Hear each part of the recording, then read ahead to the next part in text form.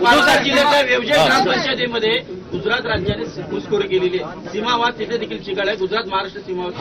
हा अमित शहाचा मी जे बोललो ना अॅनाकोंडा, हा अॅनाकोंडा आता मुंबई गिळाच्या दिशेने वाटचाल करायला लागलेला आहे आणि त्यांनी एक पाऊल पुढे टाकून माझ्या महाराष्ट्राच्या राज्यातल्या गावांवरती जसं अरुणाचलवरती चीन हक्क सांगतोय तसं गुजरात हा माझ्या महाराष्ट्राच्या खेड्यांवरती हक्क सांगतोय. आता हे कोण झाल्याचं काय झाल्याचं वगैरे जे काय आहे ना, आता यांना विचारा तुमच्यात हिंमत आहे का तिकडे जाऊन उभं राहायची तुमच्या अमित शहाविरुद्ध.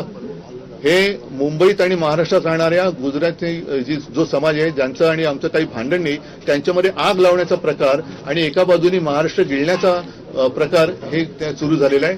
मुंबईतले अनेक उद्योगधंदे यांनी गुजरातला नेले, महाराष्ट्रातले नेले आणि त्याचबरोबरीने आता हे मुंबई बळकावण्याच्या दिशेने वाटचाल करायला लागलेले आहेत. आम्ही तर हा प्रयत्न हाणून पाडल्याशिवाय राहणार नाही. सरकार काय करेल न करेल आम्हाला तशीची काय पडलेली नाहीये आणि या सरकारकडनं धाडसाची तर काय आम्हाला अपेक्षा नाही.